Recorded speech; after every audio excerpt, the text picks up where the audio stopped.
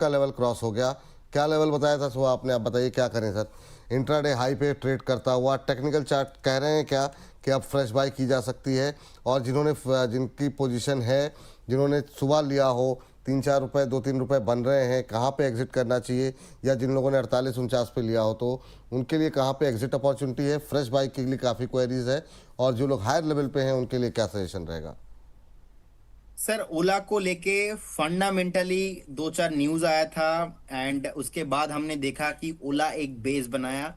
In fact last almost 8 महीने से 10 महीना हो गया हमारा व्यू नेगेटिव था, लेकिन this is the first time मैं मेरा व्यू ओला को लेके शिफ्ट कर रहा हूं, क्योंकि अगर मैं 1 साल से कोई भी कंपनी में नेगेटिव था और इमीडिएट लेवल पे without knowing the fundamental and technical level पे सस्टेनेबिलिटी नहीं आता है तो मैं पॉजिटिव नहीं होता हूं। बहुत टाइम बाद सोच समझ के ओला में मैं पॉजिटिव हुआ हूं। मैंने आज सुबह भी एक कमेंट किया था आपको, 55 के ऊपर अगर सस्टेन हो जाता है मुझे लगता है कि ओला बाय करना चाहिए।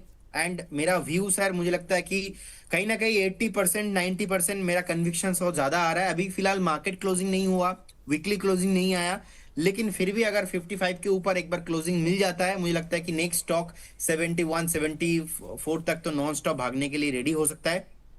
और लास्ट 1 साल से जो मैं नेगेटिव था उस टाइम पे प्राइस था 90 85 के आसपास। 85 से मैंने लगातार देखा नीचे आया। इंटरेस्टिंग फैक्ट यही है, लगातार 2 हफ्ता, एक हफ्ता बेस बिल्डिंग हो रहा था, सेकेंड हफ्ता भी भागा, थर्ड हफ्ता भी अभी भाग चुका है। सो 5 डेज का मूविंग एवरेज के ऊपर चल रहा है। मंथली कैंडल बहुत ही अच्छा है, वॉल्यूम बहुत अच्छा बिल्ड हुआ है। एक बार मैं वीकली क्लोज अभी वेट करूंगा। वीकली क्लोज अगर ओला 55 के ऊपर सस्टेन हो जाता है, एक हफ्ता पहला कंफर्मेशन, सेकंड हफ्ता सेकंड कंफर्मेशन, नेक्स्ट स्टॉक आप मान लीजिए पूरा घूमने का पोटेंशियल रखता है। मतलब इस like similar chart of the Zomato, similar chart like Paytm, similar chart like Swiggy. जैसे कि स्टॉक ने पूरा घूमा है नीचे से, नाइका घूमा है पूरा नीचे से, तो ओला के साथ भी मुझे लगता है कि ये पॉसिबल है। क्योंकि एक दो बार तो धोखा देके फिर से नीचे आ गया था, लेकिन बार बार ये जो ऊपर अलग अलग न्यूज आ रहा है और बार बार ऊपर आने का कोशिश यहाँ पे हो रहा है, कहीं ना कहीं सर एक बेस तो बिल्डिंग हो रहा है। टेक्निकल के आधार पे देखा जाए 55 के ऊपर मैं इसके अंदर पॉजिटिव हूँ विद ए टारगेट ऑफ 74। और जिनके पास ऑलरेडी पोजीशन आपने बिल्ड किया 51 में, 49 पे, 50 पे, मुझे लगता है कि यहाँ पे 46.50 के आसपास आप एक स्टॉप लॉस मेंटेन कीजिए, बने रहिए।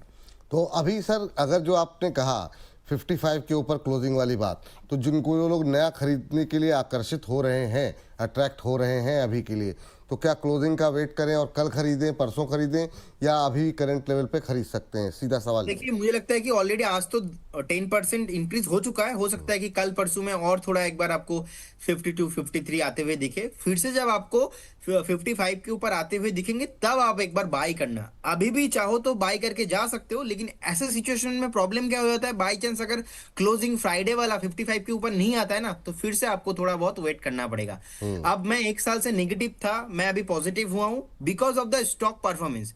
मेरा सिंपल सर वही है, मैं उसके साथ ही रहूंगा जो मार्केट में परफॉर्म कर रहा है। ट्रेंड इज माय फ्रेंड, तो ट्रेंड शिफ्ट हो रहा है and we need to respect the price actions. 55 weekly closing चाहिए। वीकली क्लोजिंग में ना दम होता है, डेली क्लोजिंग में दम नहीं होता है। तो अगर कोई कोई भी कंपनी लास्ट 1 साल से खराब है, एटलीस्ट तो एक हफ्ता हमें देखना ही है 55 के ऊपर।